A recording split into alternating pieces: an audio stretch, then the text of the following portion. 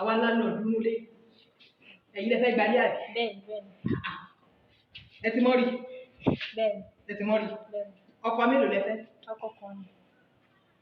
ọkọ ẹyọ kan lẹ ní báyìí. Bẹ́ẹ̀ni. lẹ́jọ́ ọmọ gbénu lé. Bẹ́ẹ̀ni. nítorí àwọn bí ilé àwa landlord tọ́lọ́ jogún lé fún sọ́yẹ yìí báwọn. ọmọ mélòó lẹ wá ti bí o. Ọmọ 4. ọmọ 4 lẹ ti bí. Bẹ́ẹ̀ni. tọ́lẹ́tì ọmọ tètè kún o. tọ́lẹ́tì ọmọ tètè kún o. sáwọn ọmọ yìí ń yàgbẹ́ lójoojúmọ́ sá.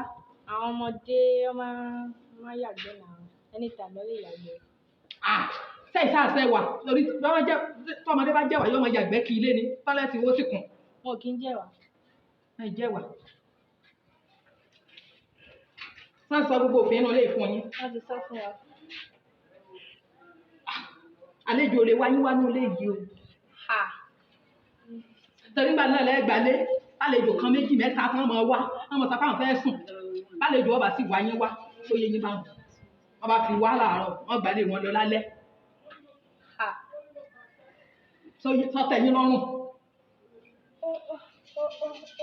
sẹ́ẹ̀ tó ń ká kí ló lò ní sẹ́bẹ̀ ìrìn sọ̀rọ̀ dáadáa gbẹ̀dẹ̀ ní. sáré kò yí sí kéèyàn tó jẹ́ láńlẹ́dì sọ yẹ yín bá wọn. látàárọ̀ gan ẹ̀ fi màá sówó kọ mi ẹ bá ti máa fi màmá sí yóò jẹ mọ̀ pé ẹ̀pọ̀n mi lé sọ yẹ yín bá wọn. Mo ti gbọ́ mà. Ẹ ṣeun. ẹ wá rí i wọ́n ti sàgbé mẹ́ta kọ́mísàn lẹ́yìn fún un. Wọ́n ti sọ fún mi. ilé ibi ara ètò ìwà yìí wọ́n ti beautiful 100,000 ní lọ́dún.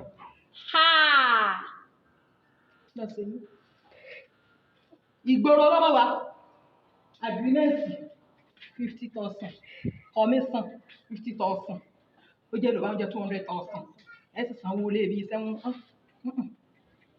damages náà wà bẹ́ẹ̀ o ẹ sì damages 5,000 orí pọ́ mọ́ gidi níyìn sọ́yẹ́ yìí bá ẹ bá sì ń bọ̀ ní ṣe mílíkì ọlọ́pàá ẹ rà fún yàrá lọ́ọ̀dù náà sọ́yẹ́ yìí bá.